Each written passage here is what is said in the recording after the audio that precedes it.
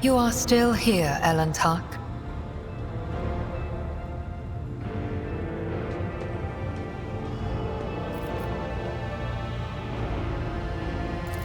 Yes. I am sometimes surprised by the depth of your knowledge of my kind's customs, Elantark. But even if listening is your only skill, that in itself elevates you above billions of other monkey. My meditation is immersion. Immersion into myself, my inner world. It is my chance to speak to myself, but without words, or to heal wounds that cannot be seen with ordinary sight. It is difficult to explain, even in the language of the Children of Asuryan. There are so many meanings and shades in its sound alone, and the monkey tongue is too sparse and awkward. No. Immersion must be seen to be realized. I should say, Elantark, that during meditation, the mind does not leave the body. Part of it remains vigilant, monitoring what is taking place outside. So I heard every word you said, and I saw everything you did. Restraint is not a trait that your kind is known for. And yet, you did not interrupt my immersion, Elantark. A worthy act. I will remember this.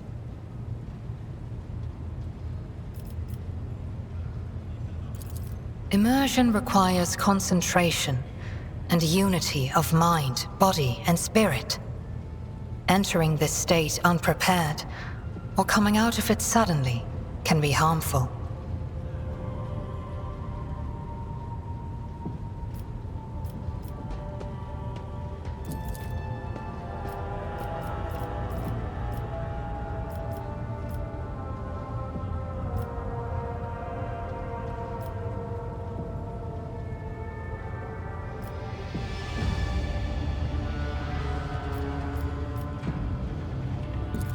The minions of She Who Thirsts could sense my soul behind the thick walls and thin veil that separate your fragile lives from the roiling fury outside.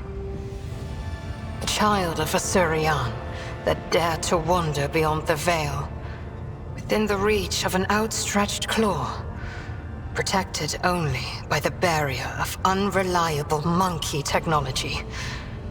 It is too tempting a quarry for the monsters that serve Cylon Thresh. Our ships never venture beyond the veil, and I never traveled the way you do, monkey. Elantark, I admit this was a novel experience. I lost composure, let dismay into my heart, and almost strayed from the path.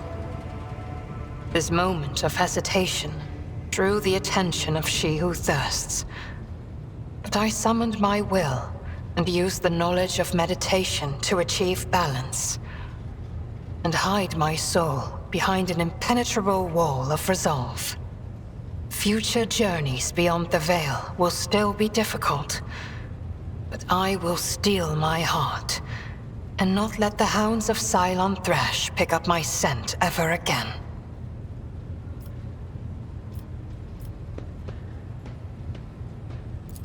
Is that snake venom seeping from your lips? We, the Children of Asuryan, are no strangers to the art of war. We are not raiders, or butchers, or least of all, fools. When a craftworld is beset by calamity, its inhabitants do not start a war with every monkey in the sector. If you are looking for enemies, look for them elsewhere. It is a mystery as inscrutable as the sigh of the last immortal, as deep as the waters of a dark ocean. And I can tell you little, for I was far away, on a mission with my unit. We returned at the appointed hour, but we did not find Crudarach in its celestial harbor. It happened many journeys ago, or standard years, as you say. But I remember that moment as if it happened this very day. The memory of a loss is always stronger than the memory of a gain, especially when you lose something as significant as a home, or an entire world. We searched, we called out, we looked everywhere, but we saw only emptiness and the echo of calamity. Countless days passed before I found myself on the Lilithon and met some of my kin. Those refugees who had barely managed to reach our ancestral planet. Their stories were far from being the fruit of truth I so badly craved. Those who agreed to talk to me were few, for most saw me as a wayward daughter who had spurned the honorable paths. And they would not stop babbling about the terrible disease that spread black tendrils of pain over the paths of the Infinity Circuit and deadened our world one segment after another. The ones who survived fled in fear and wandered between the stars, until the Lilithon's warm light reached out to some of them. Some, like Muaran, lay the blame entirely on Monkey. However, I do not know the truth, but I hope, I desperately hope and pray to the gods that someday it will be revealed to me. Is idle curiosity a defining feature of the Monkey? Or are you trying to learn about the weaknesses of my people so you can destroy another world of the Children of Asuryan? Forgive me, Elentark, but I am not ready to immerse you in the font of my people's deepest mysteries. You are talking about something you cannot comprehend, Elentark. Waystones are not mere trinkets worn by my people. They are something greater. From birth unto the last breath, the Spirit Stone belongs only to its owner, serving as an ever-present reminder that we are mortal. For it is the first refuge of the mind and the last refuge of the soul, which Silent-Thresh is so eager to devour. The souls of the Children of Asuryan move into the stones after death, and then they become a part of the Infinity Circuit on a craftworld, so they can serve their people even when the body is gone. There is no crime more despicable than harming a Waystone and dooming the immortal soul of a child of Asuryan to an eternity of torment in the maw of she who thirsts. We need Waystones as desperately as darkness needs starlight, and Monkey need air.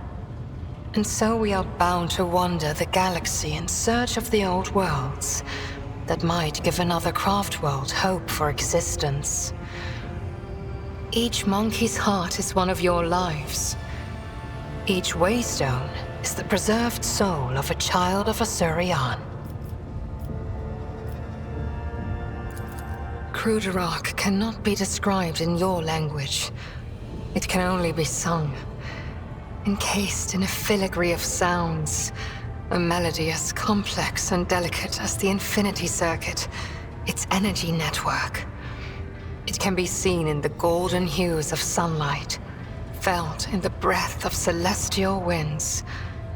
Though it was an artificial world, it was just as alive as any real planet. But I must see clearly, not only light, but also shadows. I yearn to remember only Crudarach's beauty, but it had a dark side too. My world was isolated for too long. Like a lake of stagnant water, there was no movement or renewal, and even the sweetest outbursts of life soon turned fetid. Who knows? Who knows? Had there'd been no stagnation. Had our elders not been so blind in their dogmatism and our youths not lacking in courage, then perhaps Crudarach would still be alive even now? Is idle curiosity a defining feature of the monkey? Or are you trying to learn about the weaknesses of my people so you can destroy another world of the Children of Asuryan? Forgive me, Elentark, but I am not ready to immerse you in the font of my people's deepest mysteries. I am afraid your life is too fleeting, and your memory too feeble to encompass the entirety of my knowledge. My people ruled the stars when yours did not even have a name. But many of our songs and stories were lost, stolen by she who thirsts. I can tell you the Children of Asuryan lived, created, caressed the stars as if they were pearls on a string, until Cylon Thresh smothered our empire in her terrifying embrace. Different branches of the Aeldari chose different paths to salvation. My ancestors chose an eternal journey through the starry void, living on craftworlds instead of real planets. We rescued countless wonders from the days before, but far from all. You saw this on the Lilithon. Not even we can always master the gates our ancient ones built. This is the story of the Azuryani. There are branches that chose a different path, gruesome and frightening, but I do not wish to tell you about them. That is our dark side, just as your kin have many dark sides of their own.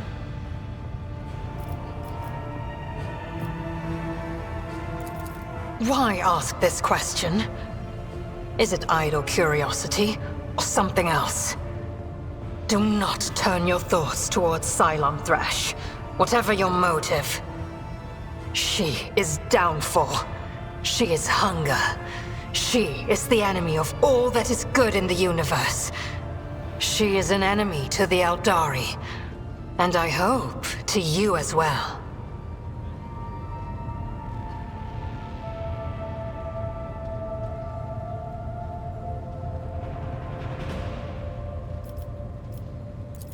We are as different as starlight and its reflection in a muddy puddle.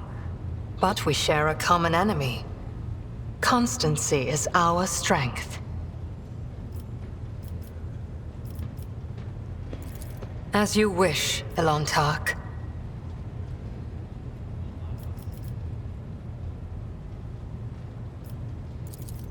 I refuse to discuss this with a monkey.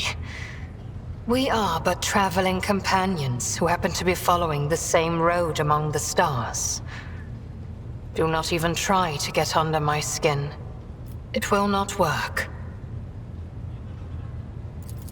How dare you speak of the Lilithon, after you doomed her with your idleness? The monkey ruler is still alive, which means she continues to poison the world's spirit and serve the cursed Cylon Thresh. When will you do what you have to do? We know how to wait, but even my patience is coming to an end. The outcasts my path led me to had a saying. Let me translate it for you. If you fall off a cliff, grab the roots and do not ask if they belong to a weed or a noble rosebush. You are the root I grabbed, Elentark, because I fell off a cliff. My homeworld is gone. My kin are either dead or hiding no one knows where. By joining forces with you, I may be able to nurture a seedling of the truth I so deeply yearn for.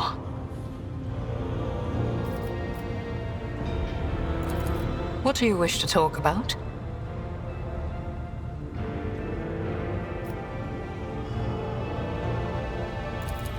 I followed my path. Do you know what a path is to the Children of Asuryan? It is more than a chosen, what do you call it, craft. The path is how each of us moves through the labyrinth of existence, inside and out, in life and in spirit. It is both a journey and a fortress. It protects us from she who thirsts. To stray from the path is to fall into her dark embrace. The first path I walked was the path of awakening. It granted me the ability not merely to look, but to see, and to take notice of what I saw. My second path could have been that of a warrior, but I chose differently, for the ability to see called me beyond the boundaries of my homeworld. Though not everyone was pleased by this decision, I stepped onto the path of the outcast. I gained the freedom to choose, to question, to doubt where the others merely bow before the wisdom of a farseer who dictates the will of destiny. And I will follow my path until I reach its pinnacle. The Children of Asuryan sought shelter on the Lilithon after the demise of our craftworld, our Crudarach. I arrived later, looking for traces of my kin and hoping to learn the fate of my world. They witnessed the baneful ignorance of your breed and began to weave a web of their own intrigues in which I played the role of Vistensa Viat's aide. And then you appeared.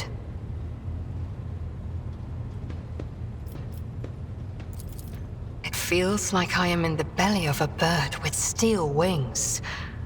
Cold and unliving, but stubbornly blazing through the dark. It lacks life with its light and beauty, but although your vessel cannot even remotely be compared to a craftworld, I feel strangely satisfied. We, the Asuryani, are born and dwell on craftworlds. To find myself on a moving world again, even one such as yours, is a source of much joy. The words of truth sound like music. This is what our people say.